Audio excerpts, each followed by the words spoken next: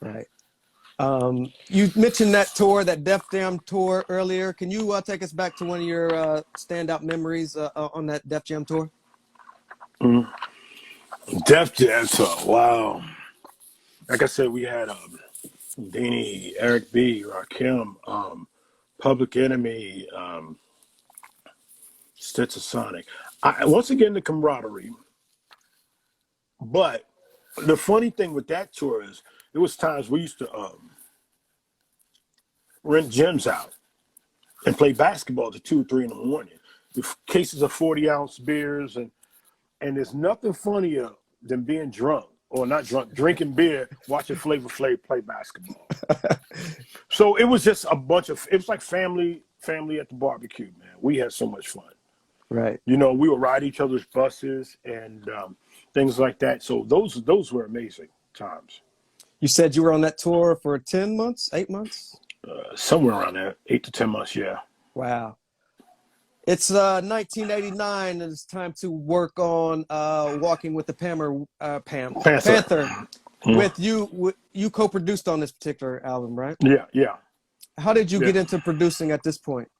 Learning from the greats, the Rick Rubins, the Jam Master Jays, and Larry Smith, a guy that never gets his credit. Rest in peace, Larry Smith. Davey D, those hip hop's first super producers. You know, Larry Smith, Davey DMX. So learning from those guys and just being a fly on the wall and kind of hearing from, like Russell and, sitting in sessions and just being quiet and just kind of watching. Right. Can you talk a little bit about the production on this particular project? LA Posse was no longer a group, right, to produce? Right. Well, it was just myself, Muffler, LL. I'm missing somebody. Brian Latour. And was that it? And we just tried to get creative.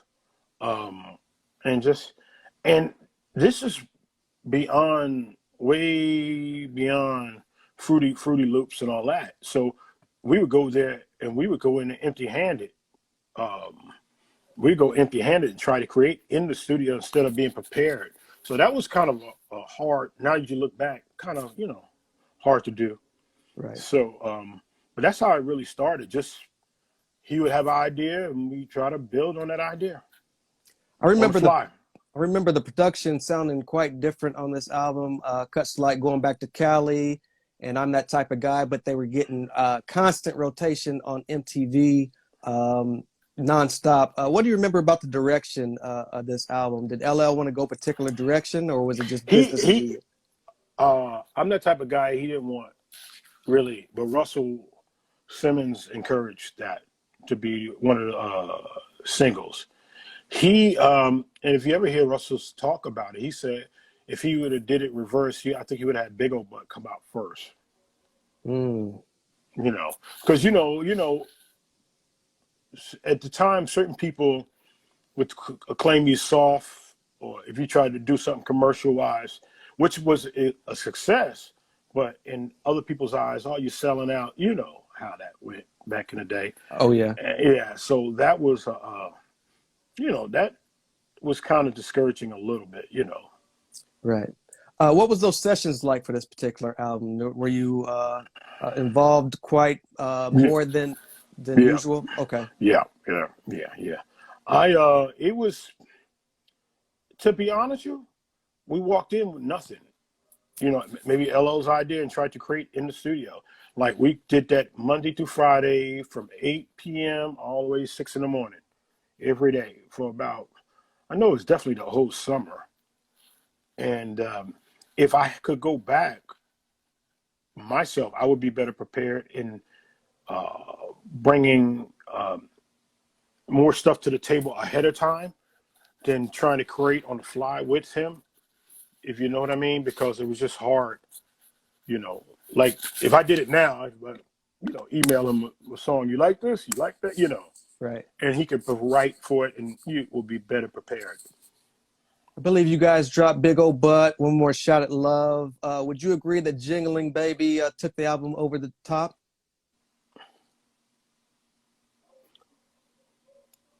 Wait a minute. Chingling Baby wasn't on. Was it on that album? Or the next album? It's been a long Yeah, the time. next album was Mama Said Knock You Out, but there was a version, I believe. Maybe it was the remix going into Yeah, uh that was more Mama Said Knock You Out. Because Marley okay. Marl did the remix of that song. Okay. Okay. Yeah. Okay. Best overall memories of recording that album. Which album was that again? Walking with the Panther. Uh, I can't recall. I mean, it was just recording, and we toured off that album. Also, we actually, Is that the Nitro Tour? yeah, Okay. that was actually that tour was one of LO's best overall stage performance tours. Even though a lot of people didn't really think so, but the stage production and everything was amazing. He had a Ferrari on stage, and we was on tour with NWA, Easy NWA, Too Short, Slick Rick, and some shows. I think of Big Daddy Kane. Right, right. Mm. Very dope. Got like one more album to talk about, and then we're going to talk about your greatest achievements. But going into 1990, was Mama Said Knock You Out a response to the naysayers of Walking with the Panther? Absolutely, What kind of absolutely. what kind of conversations were going on after that album going into Mama Said Knock You Out? I say LL went into not a little depression, but he just was like, I forget. I think it was he was doing something at the state capitol building at in Harlem. They introduced him and they booed him. Mm, They booed him, and he felt a little kind of way, and he went home to his went to his house, his grandmother's house, where his comfort was, and that's where he said, "Mama said knock you out." His grandmother said, "Just kick their ass," pretty much, right. and that's where the "Mama said knock you out" came from. How did Marley get in the picture at this time? Marley was hot at that point, and at that point you needed some hot. You needed some hot, and Marley was a guy. And the funny thing is, we were kind of rivalish back in the day with the Shan and Mr. Magic and all that. And he came in and did his thing. Right. What do you remember most about those recording sessions at the time? Okay. Those sessions were. I only did a few of those because they did them up in Marley's spot. So I was getting ready for transitioning again. That's one of them times where I'm thinking, okay, we had to run, and it's almost over. Right. So I wasn't involved too much with that either. Are you transitioning to radio, DJ? What are you doing at this time? Pretty much transitioning to a career move. Somewhere where I can get 20 years in, and so and I was relatively young, so whether it's I know I applied for the state corrections. I've done a bunch of stuff. Applied for certain city jobs and stuff like that. Right. So that's what I was transitioning to. When the album dropped, it had numerous singles, Booming System, Around the Way Girl, of course, Mama Said Knock You Out. At what Yeah, point did you see momentum for this album pick up and do what it did? man, the videos killed, man. Around the Way Girl, that man, that and the Mr. Smith album probably had the most hits on them. Right. Award-winning hits and stuff. So the videos. Back then you had BT, MTV, you had VH1, you had all these video shows. So, we had a bunch of videos, out. Right. Overall, best memory of that time around Mama Said Knock You Out for DJ Cut Creator? A lot of shows, Not much less touring, I mean, we're touring, but not like a real tour, but a lot of shows. A lot of shows, a lot of TV shows, a lot of television appearances. So those Right. things, yeah. So at this point, there's like a 3-year gap in between albums. 14 Shots to the Dome comes out 3 years later. What is DJ Cut Creator going through at this point in time? At that time, I had kids, raising my kids. I was a fool young, spent a lot of money. So ended up working, going back to work, getting a job. And, just living life as a normal person. Right. Are you in any way involved with 14 Shots to the Dome at this time? Or are you more like, okay, when it's time to DJ, you DJ, or were you in Yeah. studio? Okay, it's No. more of a DJ. Yeah. At that time, I couldn't afford to do what I was doing when I was, 22 years old. You know what I mean? Right. With kids, I had to work. I had to support. Throughout the years, he's released albums throughout the 2000s. Does this continue as far as your working relationship? Is it more when it's time to DJ? So you're not no longer involved with the albums? Right. Okay. I'm more of a band leader, music director for the shows. Yeah. Okay. Can you talk a little bit about your radio DJ involvement? When I used to do radio? Yes. Oh, well, I did radio several stations, in Connecticut, New Haven, Connecticut, Houston, Texas, Austin, Texas. Where else did I do radio? Florida. Did radio in Florida. Tampa. Tampa. Yep. Yeah. Yep. So I'm radio, whew. And even getting offers now to do radio. So is that something that still interests you? I don't know.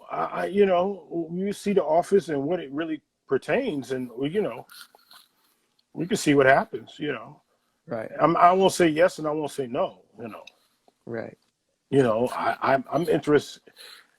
Interested in seeing anything that comes on the table. You know what I mean? Very dope.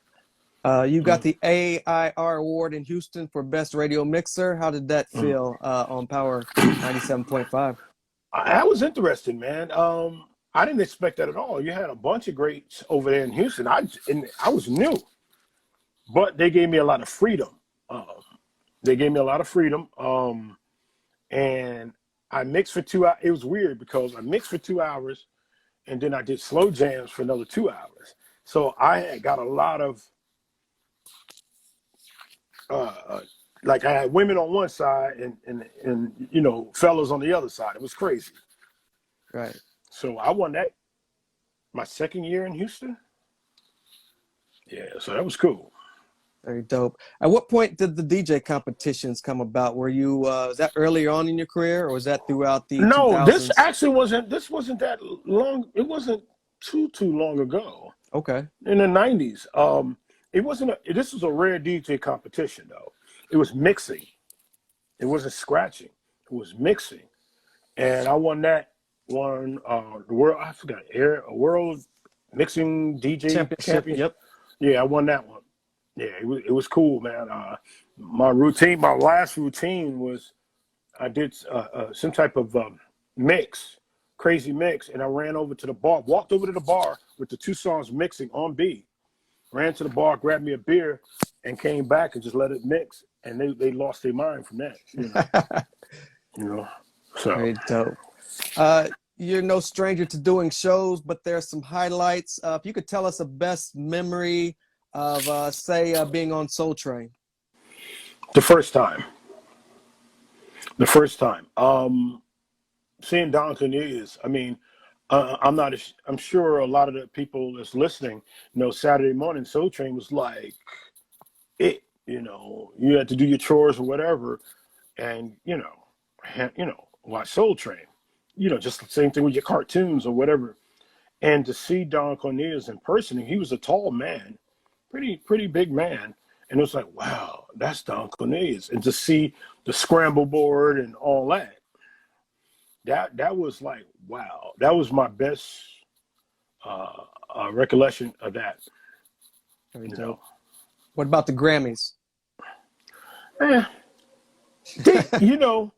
all those things, once you went to one, they were all the same, really. I guess the first one of everything was always good. But once you go to one, it's like, they're sitting next to people that you might have idolized or watched as a kid is great. But after a while, it starts to be like, okay. Soul Train Awards, Grammys, American Music Awards, MTV Awards, BET Awards. They're all the same. They run the same way, and they're pretty the same. They're all pretty much the same. Saturday Night Live. That's a funny story about that. Let us hear it. All right. There's a reason why I miss rehearsal, the camera blocking and all that. I was just hanging out. I didn't give a shit. I didn't know how important that show was. So I missed it. So that's why a lot of times you seen Bobcat and they didn't have me on nothing. And if you notice, my face was like, yeah, because they chewed me out, man. They got into me. Russell Simmons and Bill Adler. And I didn't know how important it was, man. I was making money. Because you're talking about going back. You're going back to the Bigger and Deffer time, So I didn't know how important that was. And, I screwed up, didn't go to the rehearsal. And so they didn't put a lot of camera angles on me. Mm. Yeah, and remember, this before cell phones. I think pagers might have been out. Yeah, pagers might have been out. But that's funny. Yeah, that's why on that video I was reprimanded. More recently, congratulations, the induction into the Hall of Fame. Can you take us back to getting that message, knowing that you're going to be performing at the Rock and Roll Hall of Fame? How that message came about. How did it come about? How I got the news. I got a FaceTime call from LL, and he explained, and I don't know if anybody knows, but the last 10 years we haven't been working shows and stuff together. We haven't been. So it was a surprise call, and he told me what he wanted and what he wanted from me, and asked me was I down. I'm like, sure, So it's amazing. Right. What was that experience like? Just being there in Cleveland. Oh man, it was surreal. It was surreal. It was so surreal. Like 3 or 4 days after, you still had a high from it. That's how surreal it was. And which will be on tomorrow, HBO. I don't know what time, but it'll be on tomorrow, the Rock and Roll Hall of Fame. Right. So check that out. HBO and HBO Max. Right. But it was surreal, man. It was, Paul McCartney, Lionel Richie. If you look at my Instagram, I'm taking pictures with Dave Chappelle and Jennifer Hudson. It was just amazing. Very dope. You were voted one of the top 25 hip-hop DJs of all time by Newsweek magazine. How does that feel for DJ Cut Creator? That was awesome because a lot of people get carried away with DJs. And like I followed the blueprint of the late great Jam Master Jay. And I always say this, Jay is the greatest DJ of all time. And people don't understand why, because I said he doesn't he's not a greatest scratcher. He's not the greatest mixer, but he does everything good, very good. And he's strong at it. You know what I mean? So I consider him the greatest DJ of all time. Whereas there's other DJs, they can scratch their ass off, but can't mix two records. I put 2 records on it. They can't mix 2 records. They can scratch all day. They can't play in clubs, so they can't do that. So to be acknowledged was awesome because a lot of people thought I couldn't scratch, which I can. I can scratch, but right now at mid 50s, what am I scratching for? Right. You know what I mean? So, like you mentioned, radio turned, I believe, 36 yesterday. Yes, 38. 38. 38 okay, yesterday. 38. Do you think DJ Cut Creator gets the credit he deserves? No, no, not at all. A lot of people forget my skills as a music director, putting bands together, organizing. To me, I never considered, they call me a DJ, but when I worked with LL, I was a musical director because it was more to it than just DJing. You know, you might have a show, have only 3 minutes and 40 seconds. So now I have to edit that on the fly, which I had equipment to do on the fly. So it was a lot of stuff like that, and then just having a long journey with an artist like LL, I think some people slack on it a little bit. Yeah. Right. In 2021, how does Cut Creator feel about the state of DJing? I'm a DJ for life. I love good DJs. I love good DJs. It's like if you're a guitarist, you would love to hear a good guitarist play. Right. I love to hear I love music, and I love to hear, I can learn from anybody, and I learn from everybody, whether you're bad or good. So I'm just, I love DJing. I just don't like when people think it's easy, and it's really not easy. To get an equipment and everything is easy, but the key thing is you still got to know the music. You can have the beautiful Porsche out there, but if you don't know how to drive the Porsche, it don't matter. It can sit in your garage all the time. Exactly. I just think a lot of people, it's convenience with the somebody passing you on a library and a controller. Right. Well, thanks, Terry. Yeah, Terry, good musician out of Austin, Texas. Right. Yeah, but it's more the music, man. Prime example, this brother Terry Thomas in his group All You Need. I used to play with them all the time in Texas, and we would come in right out. They'll come right on top of me, or I'll come out on top of them, and no stopping your music. Just keep going. So a lot of times you have to know the music, and I wish more people would know the music, especially all these so-called celebrity DJs. Right. It's kind of disrespectful for somebody to stand up there saying they're DJs, but you got another guy with a pre-mixed or mixing below you. Right. And that has happened. Yeah, I've seen that happen. Right. You've been in the game well over 3 decades. What do you consider your greatest achievement musically? Well, Rock and Roll Hall of Fame. I mean, you can't. There's only 351 artists in there, and even though it says LL Cool J, I'm one of those people because LL brought us in with him, and that was really cool. Right. You said you guys hadn't worked together, I believe, the past 10 years. Can you catch the people up on what DJ Cut Creator has been up to and what he has currently got going on? Right now, I'm really rebranding myself. Coming out, I'm doing podcasts. I'm doing a YouTube channel. I have this podcast called The DJ's World, where we discuss DJ stuff, whether it's equipment, whether it's a new artist, whether it's, what do you do in certain situations, just a lot of DJ stuff. So that's going really good. I interview a lot of DJs, legends, things like that. I got a bunch of offers that are on the table, and, we're going through those and living life, man, just trying to stay healthy and stay safe. And I just came off the 3 days ago, just came off the Tom Joyner Fantastic Voyage, which was also awesome. I performed live with LL on that cruise. That's the first show I've done.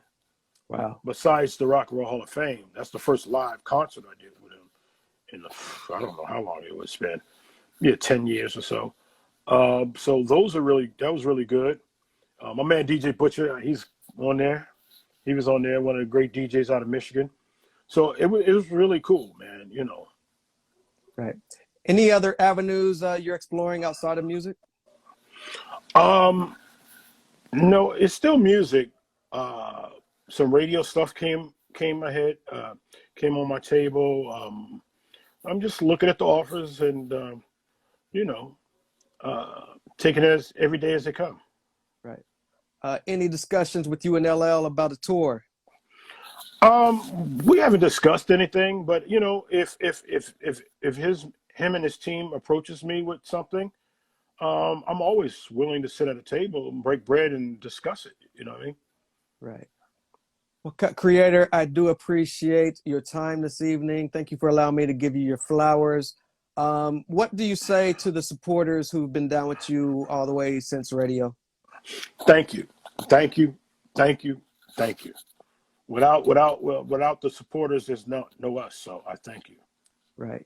Where can we reach out to you, check out all your stuff, social media wise? Oh man, I go right to the website, www.djcutcreator.com. On IG, DJ Cut Creator 111. Facebook, DJ Cut Creator, and Twitter, DJ Cut Creator. Everything's DJ Cut Creator. Very dope. Thank you. Like I said, so much. Big shout out to Jen and Emily for allowing us to connect. Yeah, man. That's my team, and they're awesome. They're awesome. They're awesome. Thank them. I thank them. Very much so. This has been episode 166. Thank you so much, DJ Cut Creator. I appreciate you, man. Keep doing what you're doing, man. God bless. Thank you so much. God bless. Thank Peace. you.